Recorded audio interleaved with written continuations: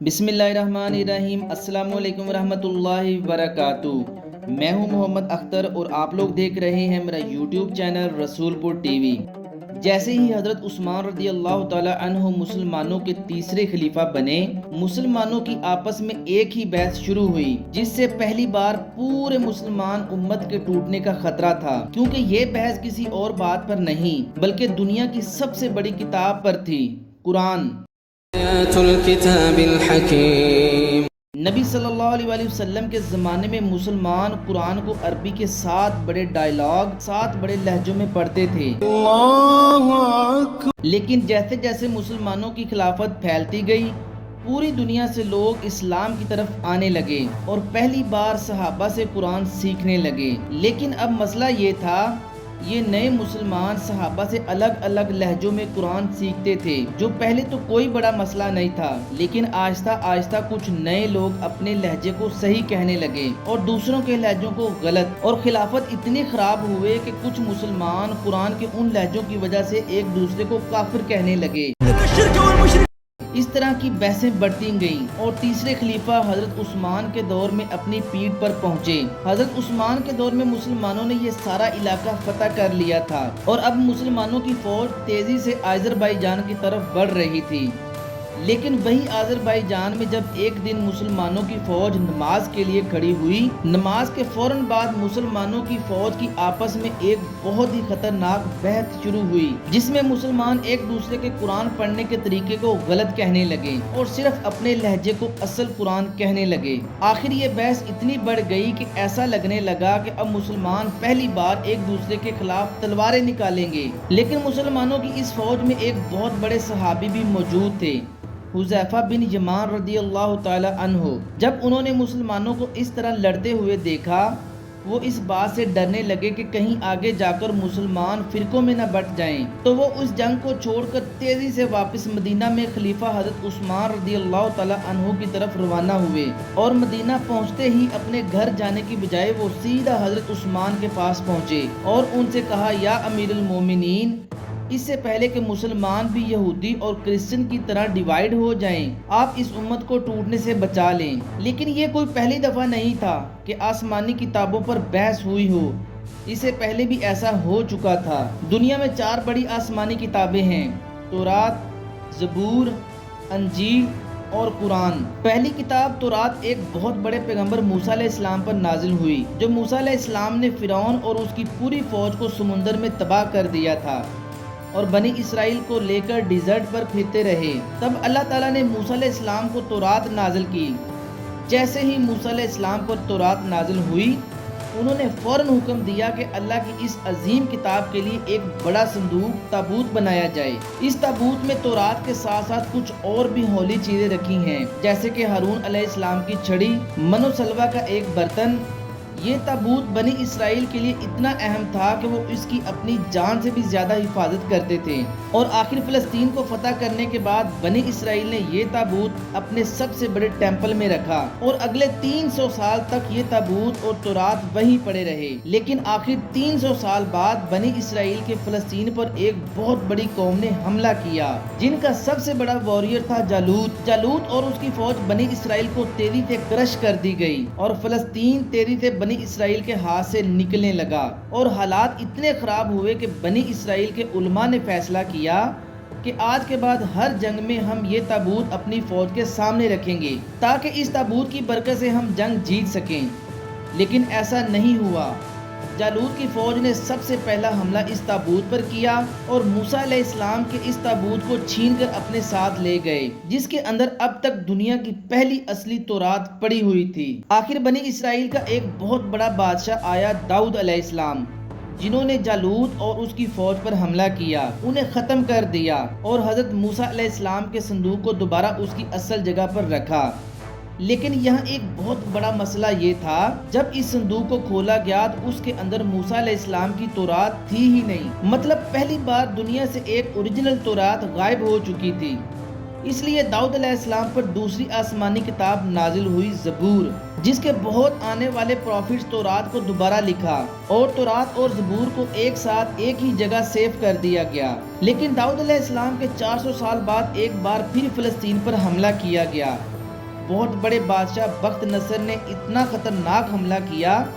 کہ لاکھوں یہودیوں کو مار ڈالا، یہودیوں کے ٹیمپل کو گرا دیا، اور بخت نصر نے اپنی فوج کو حکم دیا کہ جاؤ اور دنیا کی ہر تورات کو جمع کریں، ان سب کو آگ لگا دو،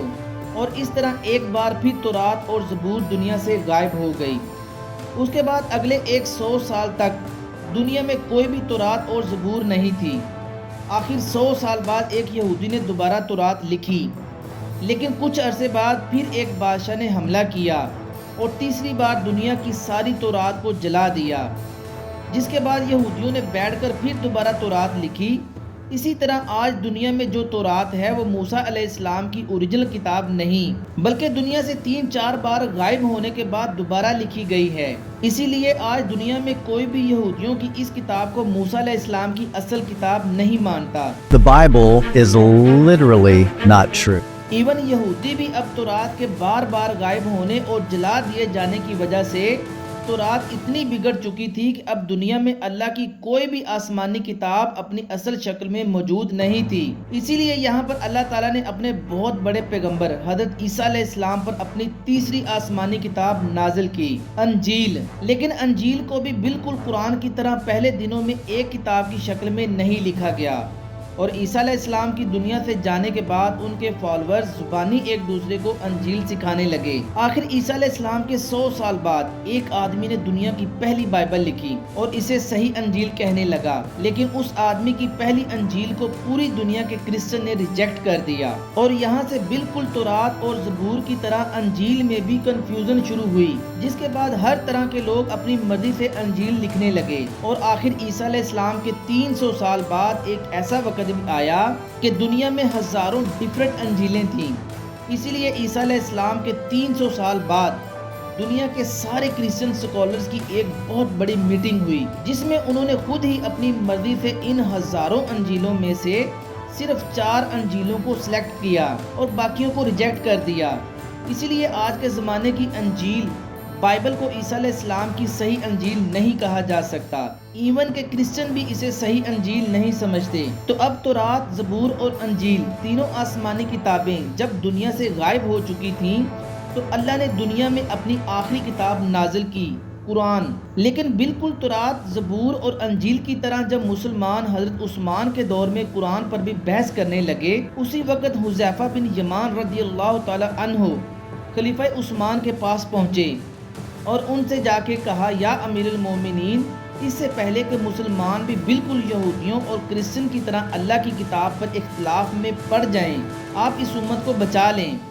لیکن خلیفہ عثمان رضی اللہ تعالی عنہ کو اس مسئلے کا پہلے سے ہی پتہ تھا، جو کہ اس نے خود ہی کچھ دن پہلے ایک دن مدینہ میں 2 بچے ایک دوسرے کو قرآن سنا رہے تھے۔ ان دونوں بچوں کا قرآن تو ایک ہی تھا، لیکن ان کے قرآن پڑھنے کا لہجہ ایک دوسرے سے ڈیفرنٹ تھا، جس کی وجہ سے یہ دونوں بچے آپس میں لڑنے لگے۔ جب ان کے ٹیچرز کو اس بات کا پتہ چلا تو ان بچوں کے ٹیچرز بھی قرآن کے لہجوں پر لڑنے لگے۔ آہستہ آہستہ یہ لڑائی اتنی پھیل گئی کہ یہ مسئلہ سیدھا خلیفہ عثمان تک پہنچا۔ تو اب جب مدینہ سے لے کر خلافت کے بارڈرز تک لوگ قرآن کے لہجوں پر بحث کرنے لگے، تب حضرت عثمان نے اپنی زندگی کا سب سے بڑا فیصلہ کیا اور مدینہ کے سارے بڑے صحابہ کو مسجد نبی میں جمع کیا، اور پھر آپ صلی اللہ علیہ وسلم کے منبر پر کھڑے ہو کر کہا کہ وقت آ چکا ہے،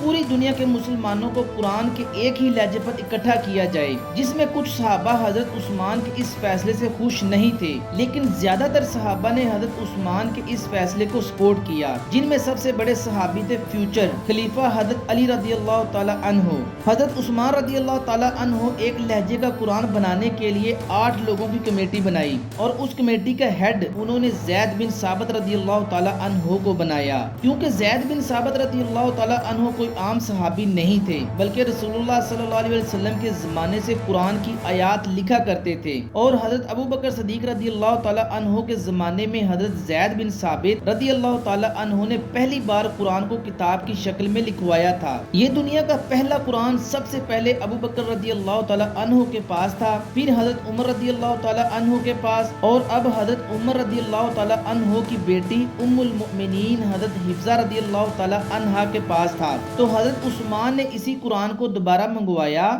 اور حضرت زید بن ثابت رضی اللہ تعالی عنہ سے کہا اسی قرآن کو دیکھ کر ایک ہی لہجے میں قرآن لکھو، لیکن وہ لہجہ قریش کا لہجہ ہونا چاہیے، کیونکہ قرآن اصل میں اسی لہجے میں نازل ہوا تھا۔ جیسے ہی قرآن ایک ہی لہجے میں کمپلیٹ کر لیا گیا، حضرت عثمان نے پوری خلافت میں ایک حکم جاری کیا، جس مسلمان کے پاس بھی قرآن کے حصے پڑے ہوئے ہیں، چاہے وہ چمڑے، پتھر یا پتوں پر لکھی ہو، ان سب قرآن کے حصوں کو خلافت کے حوالے کر دیا جائے۔ جس کے بعد پوری دنیا کے مسلمان اپنے اپنے قرآن کے نسخوں کو خلافت کے آفیسرز کے حوالے کرنے لگے۔ جب قرآن کے آلموسٹ سارے نسخے حضرت عثمان کے پاس جمع ہوئے،